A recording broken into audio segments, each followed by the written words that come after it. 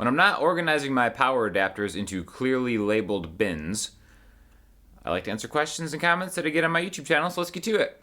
Do the bass note lesson, please. That would be awesome. So last week I posted a video about the thing that I think took my acoustic guitar playing to the next level as an accompanist, and kind of like just the way that I play in most of my solo gigs or the gigs that I have with just a singer. And a lot of people kind of asked about just bass notes and how you add those into different acoustic guitar chords, right? So we're going to use the people's key of G and just talk about the chords and the bass notes that go with them, all right? Now, the easiest way to think about it is the bass note is the lowest note in the chord. So you already know all these notes, right? Like when you play a G chord, bass note is the G, the 3rd fret on the low E string, right? When you play a C chord, most of the time the bass note is the 3rd fret on the A string. So really, this is where music theory will help you so much, because knowing the notes that go into the scale is, again, just like the most important thing that you can do. So the key of G is just G, A, B, C, D, E, and F sharp. So all the regular notes plus an F sharp, no Fs, F sharps instead, all right? The F sharp is of paramount importance, and we're gonna talk about why. So let's just play just these notes on the E and the A strings, all right? E, F sharp, G, A, B, C. Okay, now we can continue on to play that D, and that's all 7 notes of the G major scale starting on an E. That would be called the E minor scale. It's just a mode. If the mode's confused, you don't worry about it. It's just a different way to talk about where those notes are, all right? So if I were to play just a G to a C chord, right? G to C. This is a way to play it where you're just playing the chord. You're not getting any kind of like, particular single strings, and it's just all chords. By the way, I'm playing this new D'Angelico Dreadnought they sent me, which I have a video coming out later this week, so stay tuned for that. But yeah, there's not a ton of dynamics here. It doesn't sound bad. But again, like I have to yell just to be heard over it. So if you're playing with a singer, you're singing yourself, it's kind of hard to have an accompaniment that sounds like that. So you can break that up and maybe just hit that. See how I'm hitting the G note, and then the chord, and then the C note. That in combination with palm muting is a great way to do it. Now, to make it more interesting, you can just add those different notes in between the chords, right? So I can walk this G up to the C just by going through those notes in the scale. E, F sharp, G, A, B, C. Open 2, 3, open 2, 3. So maybe take just a second to think about how you're going to transition between those two chords, right? And just do it in time. So you could be like 1, 2, 3, 4, and 1 and 2, 3, 4, C, then back to G, right? This is a very rudimentary way, right? It might sound kind of boring after a while, but sprinkling those in as bass notes and also just combinations of inflecting the chords that you're using, I think sounds really cool. One thing I do a lot is I'll take the A string notes, A, B, and C, and add those to a G chord.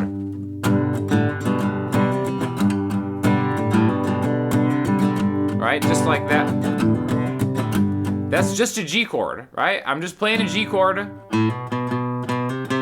then I'm maybe kind of adding that A, B, and C note, and I'm really just focusing on the lower parts of the guitar when I'm hitting those, all right? So that's what's really important about that F sharp note, because F sharp, if we were to make it a chord in the key of G, it would be F sharp half diminished, which maybe doesn't always have a place in the style of music that you're using. Great chord, for sure. And really, if you look at it, it's just an A minor with an F sharp in the bass. But the more important thing is, a really quintessential chord in the key of G is a D major chord, right? And one thing that I know you've seen in tons of different chord charts and stuff is a D chord with an F sharp in the bass, all right? So what's really important about this F sharp note in this key is actually it's an important way to think of the 5 chord, all right? G, A, B, C, D. The 5th chord in the key of G is D major. And now, in my opinion, I think when you play root note, D string open, and then this voicing of a D chord, when you're accompanying something else, it loses a little bit of power, right? Because we're just kind of foregoing the lowest 2 strings, right? And those strings bring so much low end to the mix of whatever it is you're doing, even if you're not mic'd up, even if you're just playing acoustically with no amplification, that having an inversion, because again, this note is in this chord, but here the F sharp is on top. When we put that F sharp on the bottom, instead of going G to D, we can go G to D. And then now we can walk it somewhere. So if we have a G, D, E minor chord progression, we can have a G, inflect it to E minor. Right, so that was a G, walk that bass note, and then get the rest of the D chord here with your middle finger and your ring finger, and then grab the E minor there. And I think that's just a much more valuable accompanying tool. Right, that kind of has an evenness to it instead of...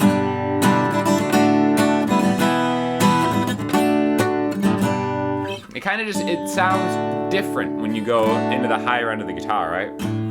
And again, usually a singer is going to sing the melody, and the melody is supposed to sit on top of the chord because then it just kind of vibes a little bit better. So thinking about playing your bass notes from whatever chords you're doing, but really keeping them on the E and the A string, I think is an invaluable tool for any kind of accompanying player, right? And even if you wanted to riff on something, because again, riffs are super fun to play, right? If we wanted to maybe just have like we're just playing G to B minor, right? And G, we can walk it, A, B minor.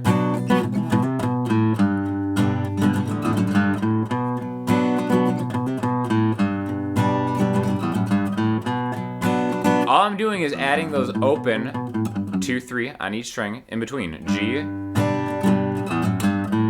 walk it back to B minor.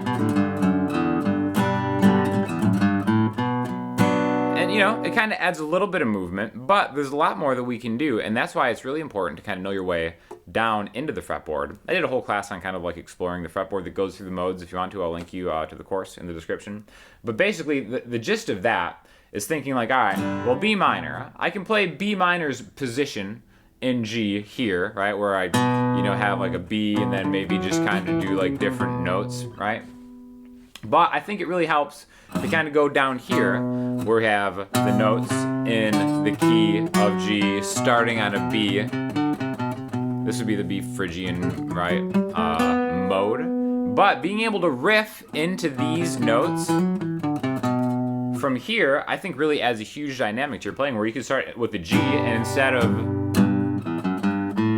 just kind of walking it just in those notes in that open 2, 3 position, you can really kind of do some cool stuff where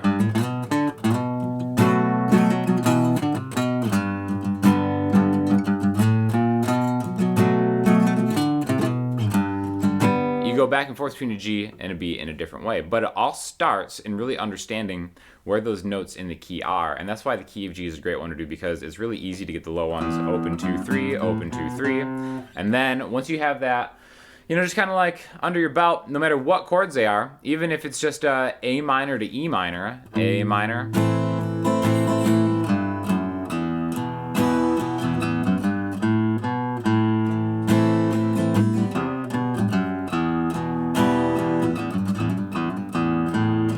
however you want to play it, just kind of get creative and really focus in on where those notes are, and then just use them to your own creativity, and you'll find like a lot of cool combinations and inflections that maybe you haven't thought of before. Damn, dude's actually good. Hard to take him seriously when he really should realize his jokes and douchey personality takes away from his guitar credibility. Thank you.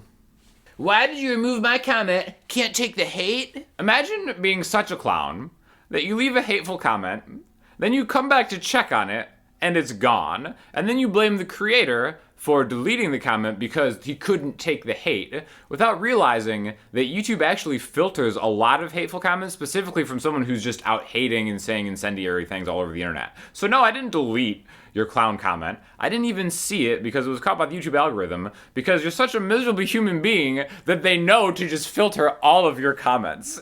So it's funny that, like, I just can't imagine, like, first of all, I can't really imagine the point in just, like, hating on whatever on the internet. You know, I wish this comment wasn't deleted, because these comments really just turn into content for me, and I love it, right?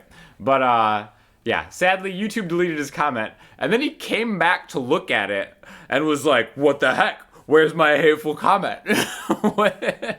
Can't take the hate, man. It's just so funny. Like, you know, if it's constructive criticism and you're deleting stuff, it's like, that's one thing. But like, I specifically left a hateful comment here and it's no longer here. Give me my refund.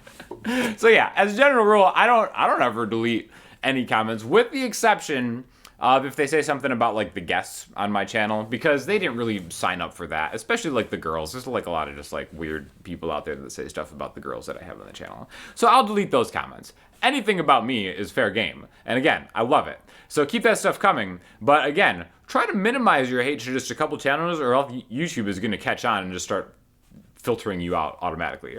Why am I so shocked by how good this is? We ride! So this is on the new album that I released with the squad, Emeryld Ryders and Sickness and Health. I've had a lot of comments being like, this is surprisingly really good. And thank you, but why is it so surprising? Like, whatever, it's cool. I'm just happy that people listen to it. So check it out if you want. I'll link it all over the place. And it's good, so check it out. And try not to be too shocked by it. Dude, I could totally see you at a Renaissance fair as a minstrel. Also, I guess a compliment. Thank you. You know, I never really thought of Endgame as being a Renaissance fair minstrel. But, you know, success comes in many forms. For listening homework, we got a new St. Vincent track, The Melting of the Sun.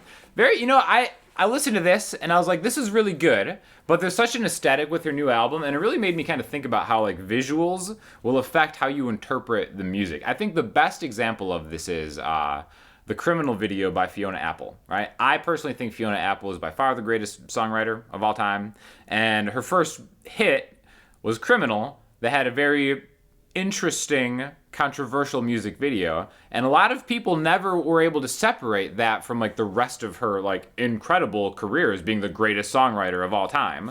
And it just goes to show like how important a visual is to music when you first kind of like hear it and listen to it. So the new St. Vincent thing, her whole vibe is like this kind of 60s, 70s, kind of smoky, psychedelic-ish aesthetic. And even on the lyric video, there's something about it that really makes a connection to the music for me and makes me interpret the music in a different way, which I think, just interpreting it as a St. Vincent fan, I would actually have really reacted to the music differently when I first heard it. So definitely check this out, because it's a great song, cool chord progression, definitely, you know, there's a Beatles era that I think you'll definitely hear pretty prevalent in the production of it. And it's just pretty cool. So check it out. Let me know what you think. If you have any questions or comments, hit me up in the comment section, Instagram, Twitter, the website. I'll talk to y'all soon.